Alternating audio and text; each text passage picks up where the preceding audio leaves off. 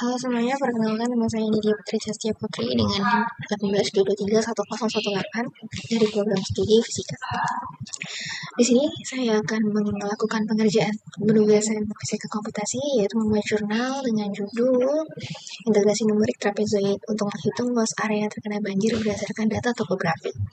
Nah, sebelum masuk ke materi utama, izinkan saya membuka video ini dengan memperkenalkan kampus tempat saya menempuh pendidikan, yaitu Universitas Erlangga atau biasa disebut dengan UNER. Universitas Erlangga adalah salah satu perguruan tinggi negeri yang berlokasi di Surabaya, Jawa Timur. UNER bukan hanya dikenal karena usianya yang sudah cukup tua, didirikan 10 November 1954, tetapi juga karena reputasinya sebagai salah satu universitas terbaik di Indonesia. Saat ini UNER termasuk dalam 5 besar perguruan tinggi terbaik versi Kementerian Pendidikan Kebudayaan, Riset dan Teknologi, dan juga masuk dalam pemeringkatan universitas dunia seperti QS World University Ranking. Dengan mutu morality, UNER selalu berkomitmen untuk mencetak lulusan yang tidak hanya cerdas secara akademik, tapi juga memiliki karakter, etika, dan kepedulian terhadap lingkungan sosial. Di UNER, pembelajaran bukan hanya soal menghafal atau memahami teori, tapi juga bagaimana menerapkannya di dunia nyata dengan cara yang bertanggung jawab. Universitas Erlangga memiliki banyak fakultas, mulai dari kedokteran, hukum, ekonomi, dan sampai fakultas sains teknologi. Tempat saya belajar sekarang. Disinilah para mahasiswa belajar tentang berbagai ilmu dasar dan terapan, seperti matematika, kimia, biologi, statistika, teknik lingkungan, termasuk juga fisika. Program studi tempat saya berkuliah. Fisika di UNER tidak hanya fokus pada rumus dan teori, tapi juga pada bagaimana ilmu fisika bisa diterapkan secara langsung. Misalnya dalam bidang teknologi, energi, material, bahkan komputasi. Mahasiswa juga dibekali dengan keterampilan seperti pemrograman, simulasi fisika, dan analisis data yang sangat berguna di dunia kerja dan riset. Salah satu hal yang membuat UNER istimewa adalah lingkungannya yang mendukung, seperti dosen-dosen yang aktif di dunia penelitian dan selalu terbuka membantu mahasiswanya berkembang. Fasilitas kampus juga terus diperbarui mulai dari laboratorium, ruang kelas, hingga sistem pembelajarannya digital. UNER juga aktif menjalin kerjasama dengan berbagai institusi, baik dalam maupun luar negeri. Jadi mahasiswa punya banyak peluang untuk mengikuti program pertukaran, konferensi, kompetisi ilmiah, bahkan proyek kolaborasi dengan industri. Semua ini membuka jalan bagi mahasiswa untuk berkembang lebih jauh, tidak hanya di dalam kelas, tapi juga dalam kehidupan nyata. Bagi saya, bisa menjadi bagian dari Universitas Erlangga adalah sebuah kebanggaan. Di sini, pendidikan bukan hanya soal mendapatkan gelar, tapi soal proses menjadi pribadi yang siap menghadapi tantangan zaman, dengan bekal ilmu pengetahuan, teknologi, dan juga nilai kemanusiaan. Oke, kita akan memasuki inti dari penugasan ini, yaitu kita akan membuat jurnal. Namun sebelumnya, saya akan minta tolong kepada LLM untuk memberikan penjelasan terlebih dahulu tentang apa itu judul saya, seperti integrasi numerik itu apa, trapezoid itu apa, dan segmen itu apa, dan bagaimana langkah-langkahnya buat mencapai di solusinya tersebut. Di sini saya akan minta bantuan LLM terlebih dahulu. Di sini setelah itu saya akan minta dia untuk memberikan contoh yang bisa kita masukkan ke dalam Python. Namun sebelumnya izinkan saya untuk share screen terlebih dahulu.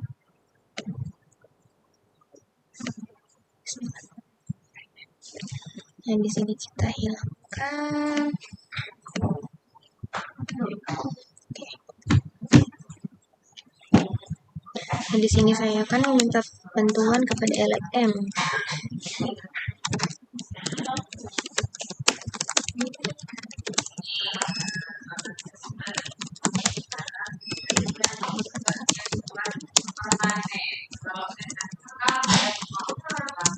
Sebelum masuk ke pembuatan jurnal, tolong bantu saya untuk lebih paham dengan topik saya tersebut. Jelaskan dasar-dasarnya terlebih dahulu. Mari kita tunggu penjelasan dia. Nah, di sini dia menjelaskan dasar-dasarnya terlebih dahulu, seperti integrasi numerik. Integrasi numerik itu adalah metode menghitung luas di bawah kurva secara numerik, yaitu dengan pendekatan angka, bukan rumus eksak seperti kalkulus simbolik. Ini sangat berguna ketika fungsi tidak diketahui secara eksplisit. Fungsi terlalu rumit untuk diintegrasikan secara analitik. Nah, lalu metode trapezoid sendiri adalah salah satu teknik integrasi numerik paling sederhana. Konsep dasarnya seperti ini. Jadi daripada menghitung luas di bawah kurva dengan bentuk tak tentu, kita bagi kurva menjadi segmen-segmen kecil, lalu setiap segmen kita aproksimasi sebagai trapesium. Nah, rumus dasarnya jika kita punya dua titik x0 dan y0 dan x1 dan y1, maka luas trapesium antara dua titik itu adalah sebagai berikut.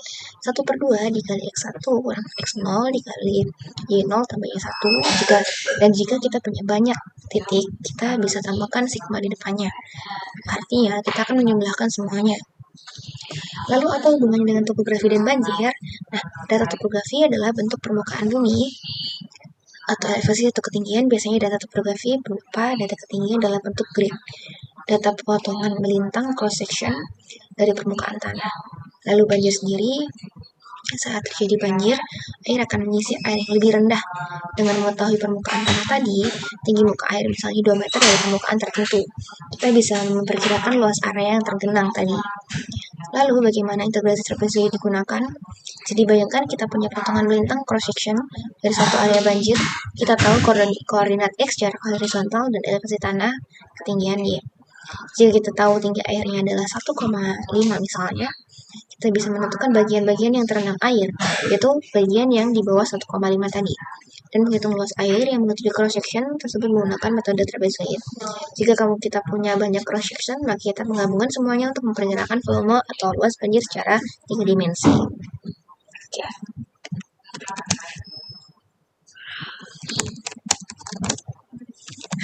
Saya untuk dalam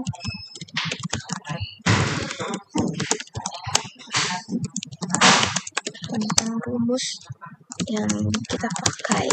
Jadi saya ingin tahu asal-usul dari rumusnya. Jadi kenapa bisa kita gunakan rumus 1/2 x1 dikurang x0 dikali y0 tambah y1. Kita pakai rumus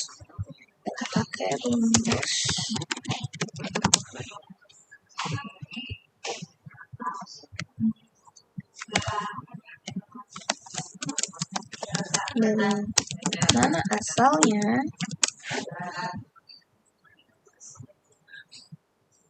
Oke.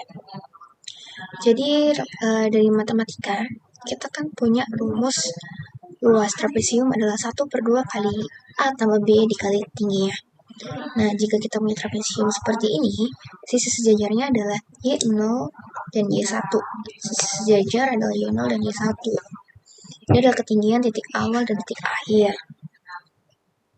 Lalu panjang alas ya adalah jarak horizontal x0 sampai x1. Nah, mengapa kok dalam banjir ini kita menggunakan ini? Dari grafik trapesium ini, kita bisa lihat bahwa seperti tanah yang kita injak tidak selalu merata. Jadi ada bagian yang bisa lebih rendah dari bagian yang kita injak itu. Nah, data yang lebih rendah itu adalah bagian yang mungkin bisa terendam banjir. Nah, jadi dari rumus ini kita punya rumus seperti ini. Jadi didapatkan dari A tadi kan.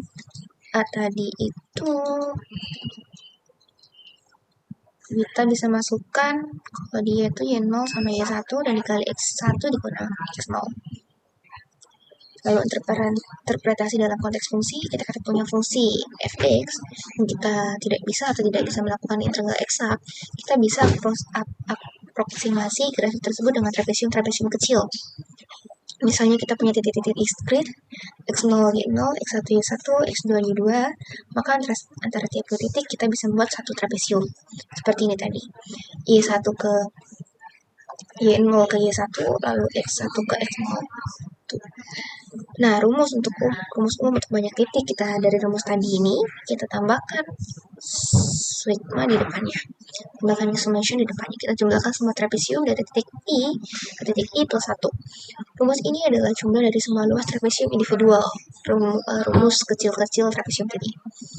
Hubungan ke integral definisi. Secara matematis, jika kita punya fungsi fx, kita akan menghitung integralnya seperti ini. Tapi jika kita hanya tahu nilai fungsi pada titik diskrit, kita bisa melakukan pendekatan trapezoid dengan x0-nya adalah A, xn-nya adalah B, dan jarak antara titik adalah sama. Akan didapatkan integral fungsinya seperti ini. Namun untuk kasus kita, data topografinya bisa tidak berjarak sama. Kita pakai metode trapesium tak berjarak seragam, yaitu dengan rumusnya seperti ini. Gitu. Lalu saya ingin tahu, apakah ini efektif untuk pengukuran luas area yang terkena banjir? Kalau iya, seperti yang saya jelaskan tadi, kalau dari gambar ini, itu menggambarkan tanah yang kita pijak, yang dimana tidak selalu rata setiap permukaannya. Nah, dari sini dia menyatakan bahwa metode trapezoid cukup efektif dalam pengukuran luas area banjir, khususnya dalam kondisi tertentu. Kenapa? Karena cocok untuk data diskrit. Metode trapezoid dirancang untuk data titik diskrit seperti data topografi, seperti survei lahan, fitra studi, dan pemindahan lindar. Biasanya data ini berupa nilai ketinggian pada titik-titik tertentu. Metode trapezoid sangat pas untuk mengolah data seperti ini. Lalu mudah dan cepat dihitung, akurasi cukup baik untuk permukaan yang tidak terlalu kompleks, dan dapat diaplikasikan pada penampang melintang. Banjir biasanya dianalisis berdasarkan penampang melintang, atau cross-section sungai, tanggul, atau dataran. Pada penampang ini, metode trapezoid sangat cocok untuk menghitung luas genangan peririsan yang bisa kemudian digunakan untuk menghitung volume. Namun, tetap ada keterbatasan, yaitu kurang akurat untuk permukaan yang kompleks. Jika kontur topografi berubah sangat tajam, misalnya ada lereng curam, banyak lipatan, nah, metode ini bisa kurang akurat dibanding metode yang lebih canggih, misalnya interpolasi spline atau integrasi Simpson. Akurasi bergantung pada kepadatan data. Jika titik pengukuran jarang, misalnya data DEM, dengan resolusi rendah, hasil luas bisa jauh dari kenyataan.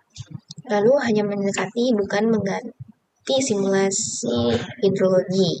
Metode ini hanya menghitung luas statis, misalnya banjir setinggi 1,5, tapi tidak memperhitungkan dinamika air, arus, atau infiltrasi. Oke, dari sini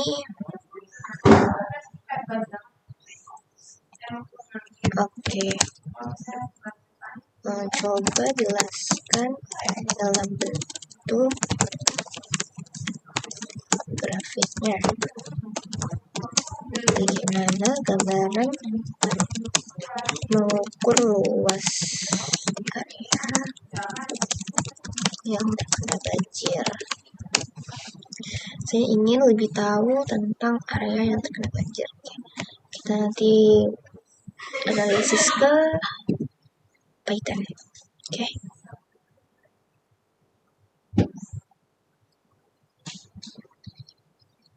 Nah, dia memberikan source code yang akan kita running di komponen Python.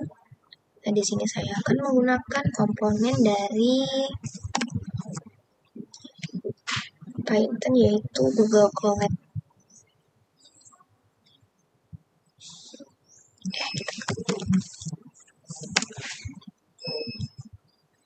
Kita tunggu, kita bikin notebook, kita bisa pakai. Nah, kita copy ini, kita running di Google Colab.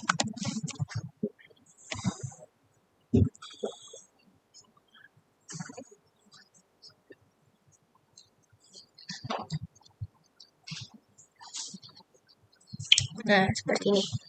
Jadi jika kita punya data seperti ini, jarak horizontalnya adalah sebagai berikut dan elevasi ketinggiannya adalah dengan sebagai berikut. Nah, di sini kita menggunakan bahwa ketinggian muka air banjir itu adalah 1,5.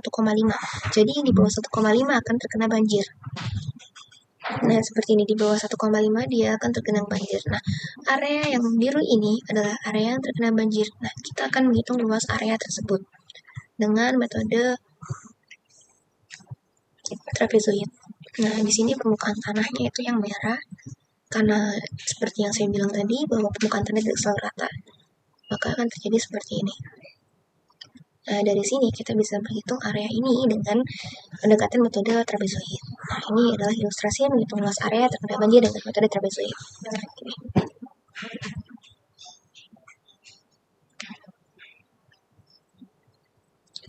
Oke, sudah semua.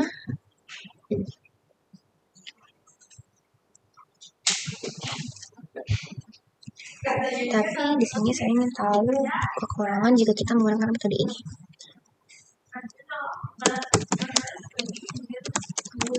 Metode ini memiliki kekurangan.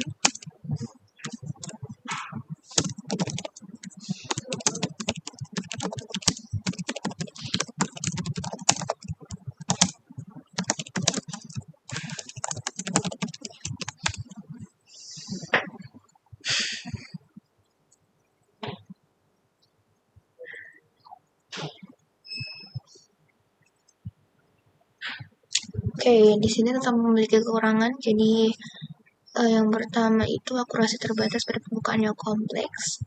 Contohnya jika ada bentuk cekungan atau kendukan kecil antara dua titik, metode ini tidak akan menangkapnya karena hanya melihat ujung titiknya. Oke. Terus bergantung pada kepadatan titik data. Jadi semakin jarang titik data, semakin besar kesalahannya. Data yang terlalu jarang bisa menyebabkan luas banjir dihitung secara kasar. Dalam kondisi topografi sebenarnya bisa dilihat lebih detail. Lalu tidak memperhitungkan volume dinamis 3D. Metode ini yang menghitung luas 2D di satu penampang cross section. Untuk menghitung volume banjir secara lebih realistis, kita perlu menggabungkan banyak penampang atau menggunakan metode volumetric lain. Asumsi ketinggian air konstan. Biasanya metode trapezoid mengasumsikan bahwa ketinggian air konstan sepanjang penampang. Sulit menangani data tak teratur. Oke.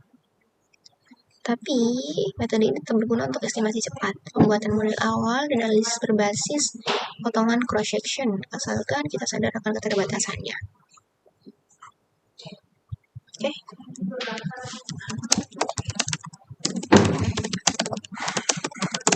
Untuk saya menyusun jurnal. Saya struktur jurnalnya di mana saya ingin menjelaskan. Kita belum membuat suatu studi kasus. Kita dulu yang ini kita studi. Oke, lanjut ke buatkan studi kasus pengukuran terkena banjir.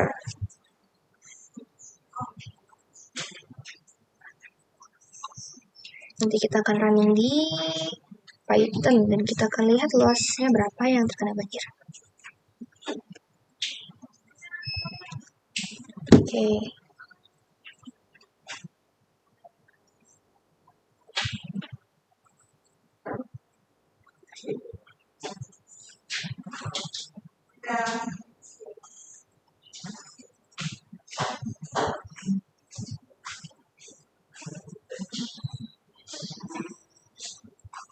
Nah, ini kita running di Google Colab.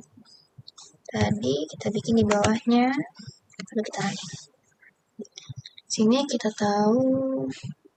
Nah, kita punya data topografinya dengan jaraknya adalah 0, 5, 10, 15, 20, 25, dan 30 dengan ketinggiannya 3, 25, 1,2 dan seterusnya. Lalu tinggi air banjirnya kita pakai 2. Jadi di bawah 2 itu akan mengalami banjiran. Nah, lalu dari sini yang di bawah 2 meter itu akan terkena banjir. Nah, dari luas yang terkena banjir, luas area yang terkena banjir ini, kita dapatkan luasnya adalah 12,50 meter persegi. Lalu di sini saya ingin coba buatkan hitungan rinci secara rumusnya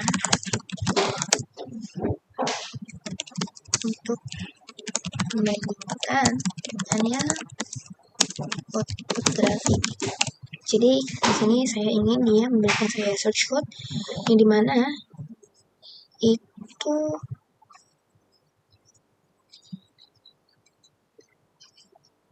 sepertinya dia tidak memberikan source code karena di atas saya tidak memberikan source code. Oke, pada di sini aja kita pakai ketinggiannya tetap 2 meter dari rumus yang awal tadi dengan perhitungan segmen dengan segmen 1 ke 2, titik 2 ke 3, titik 3 ke 4 dan seterusnya.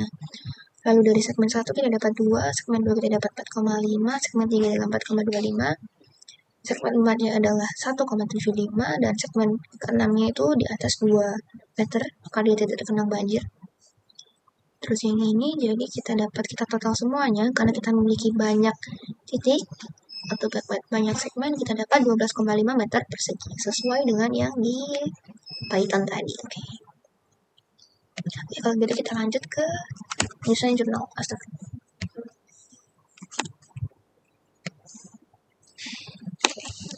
Oke, lanjut ke penyusunan jurnal.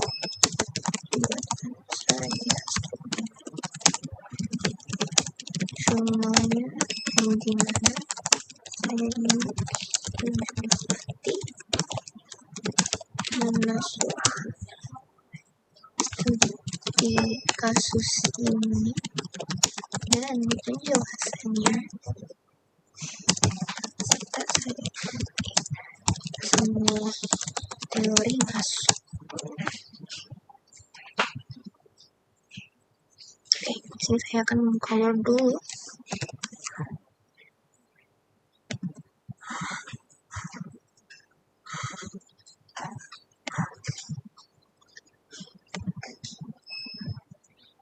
Sini kita pakai no spacing, kita pakai tensional line,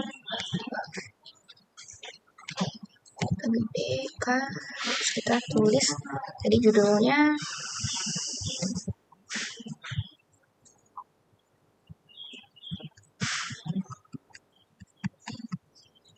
integrasi numerik, kita copy dulu, taruh di sini.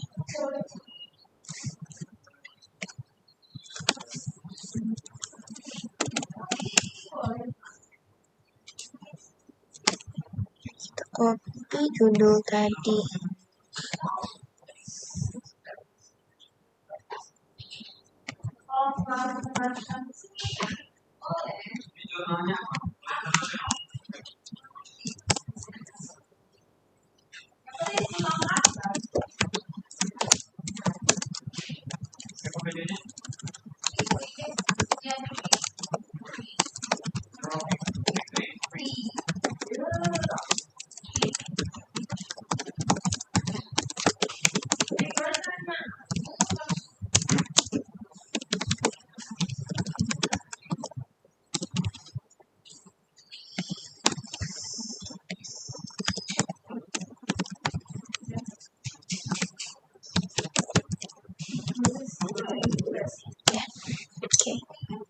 Kita tidak teruskan, kita lari ke abstrak.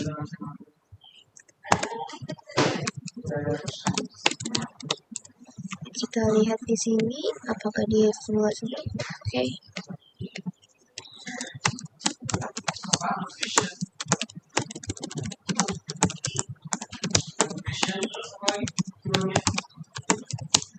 Oke, buatkan aku abstrak yang rinci dan luas, sertakan kata kunci juga. Karena dari abstrak ini adalah sesuatu yang dibaca pertama oleh pembaca.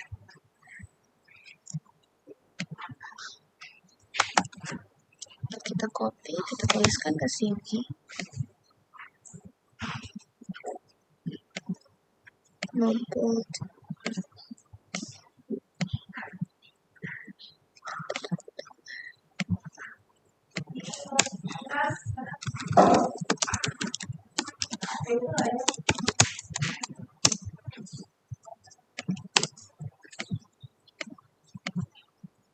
Oke,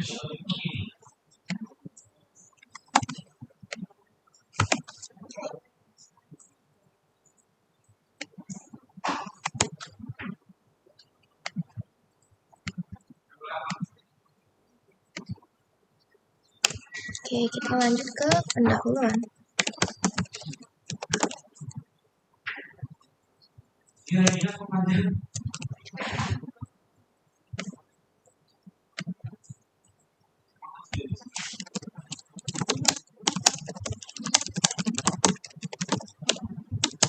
Rincikan dan luaskan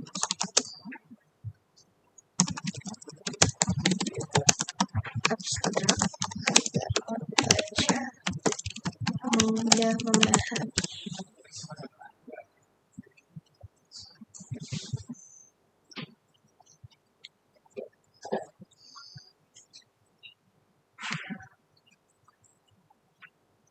Mari kita copy.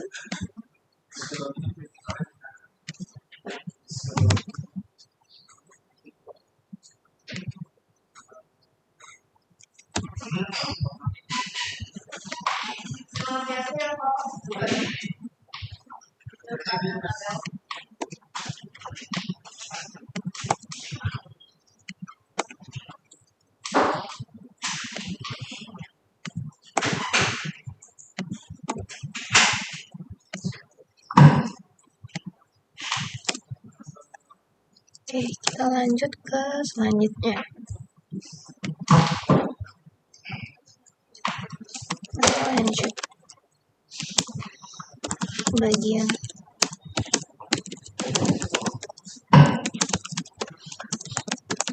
ini kolom lebih rinci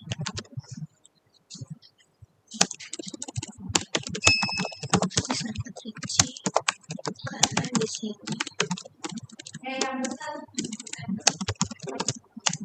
kolom. Saya mau membahas rumus-rumus yang kita gunakan tadi. Dan kalau bisa sertakan asal usulnya.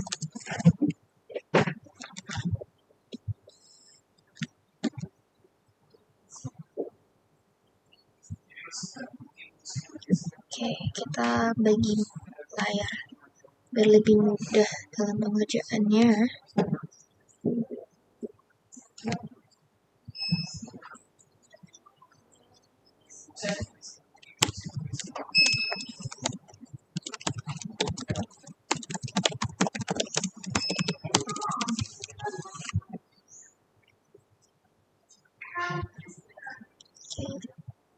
Sini yang pertama ada integrasi numerik.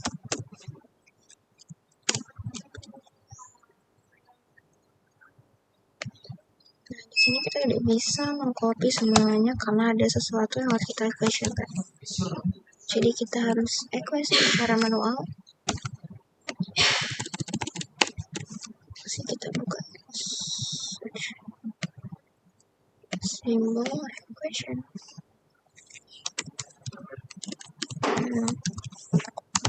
X. Ada interval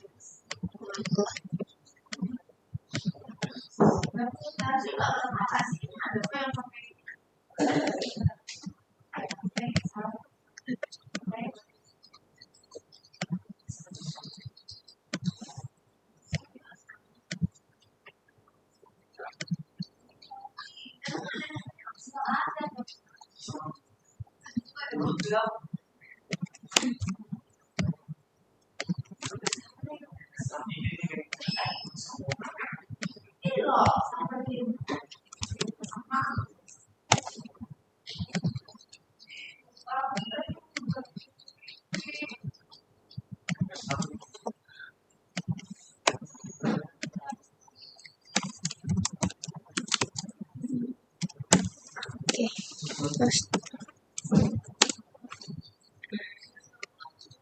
hash. Namun dalam kasus daftar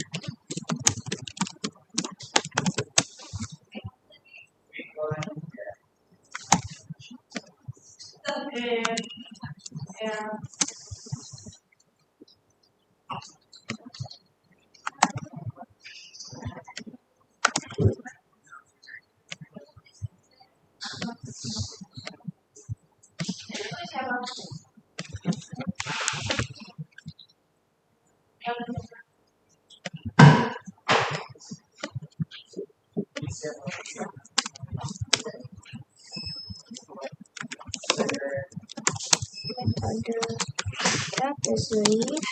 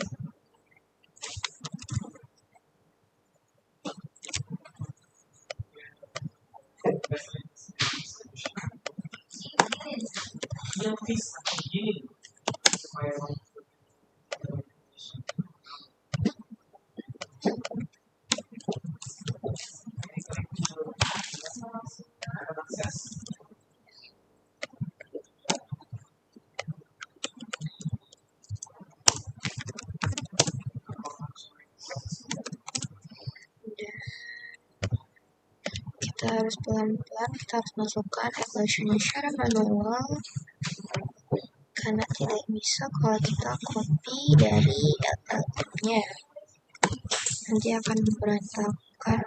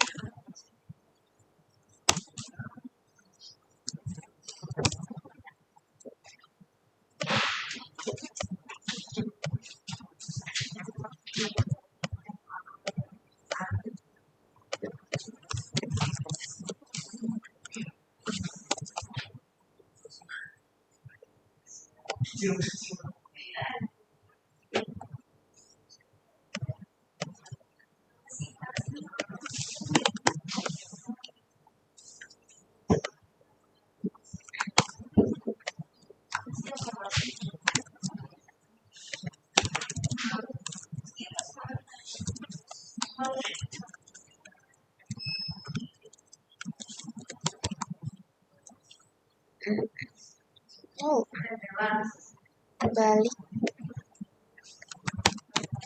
Kita harus dulu.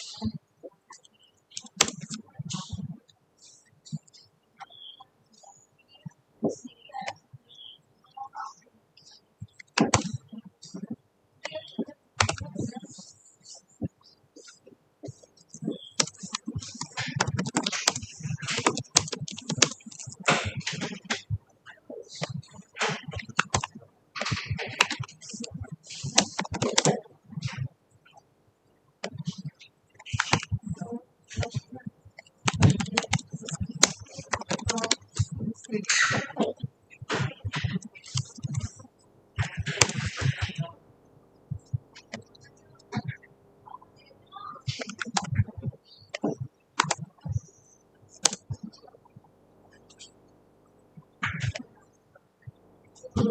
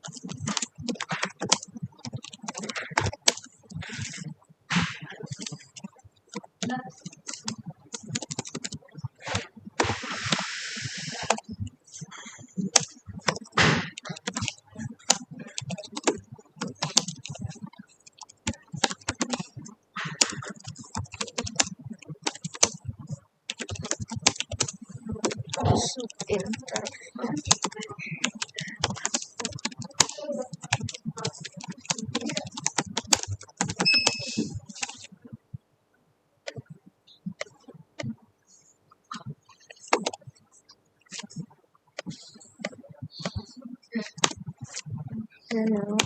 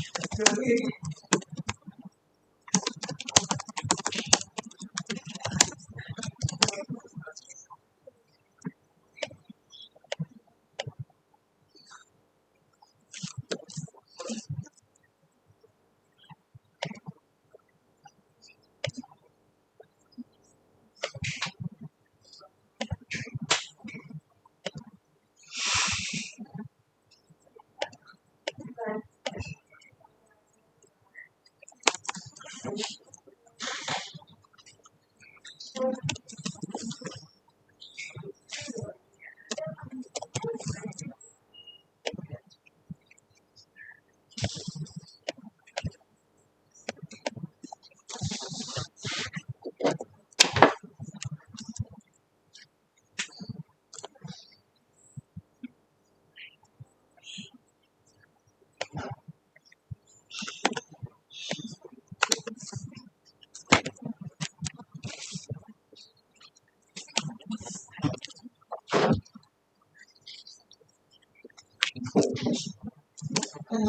ini merupakan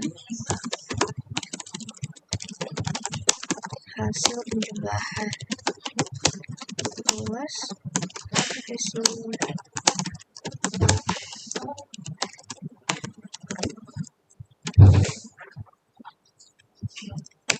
Lalu kita ke dalam konteks pemaparan.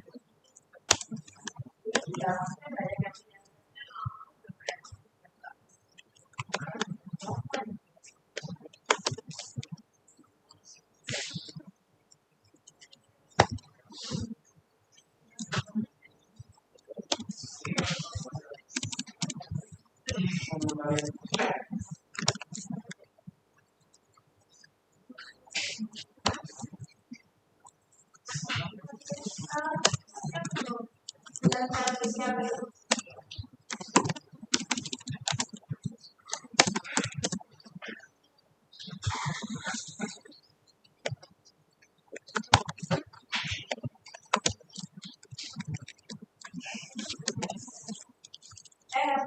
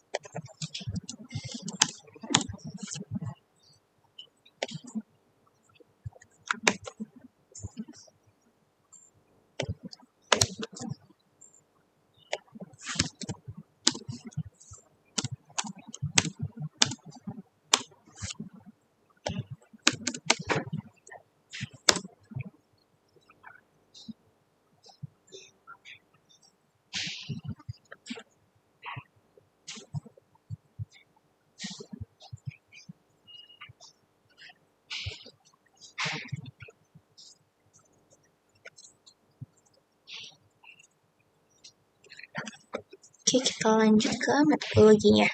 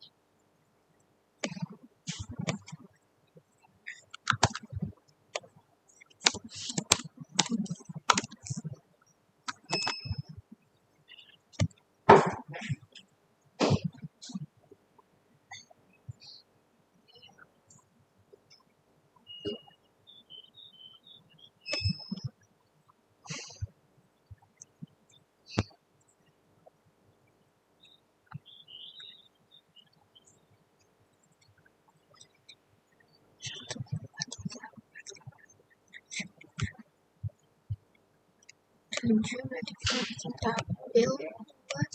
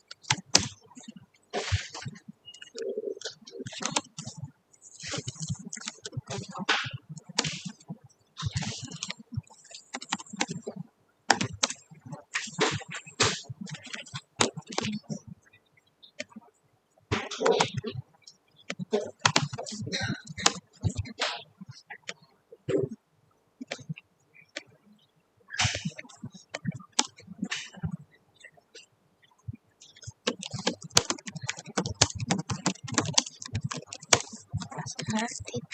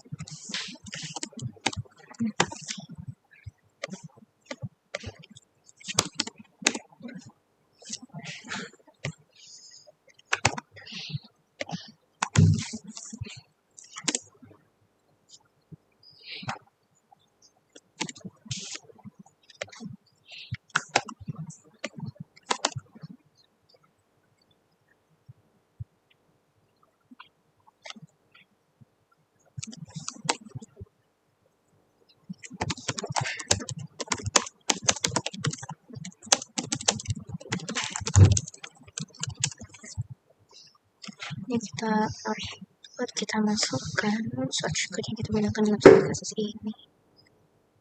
Ya, di sini copy ke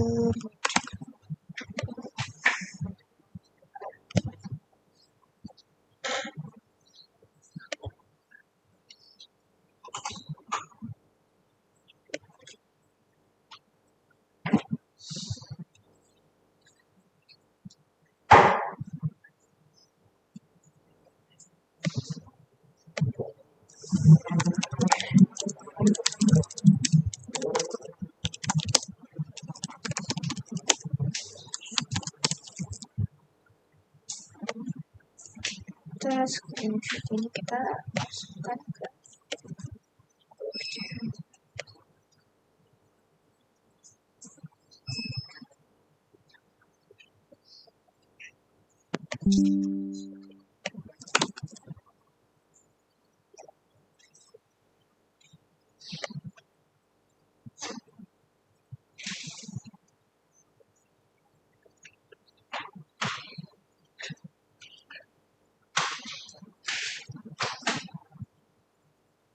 sepertinya ini dimasukkan dalam bagian studi kasus. Jadi kayaknya ini bakal kita turunin ke bawah lagi.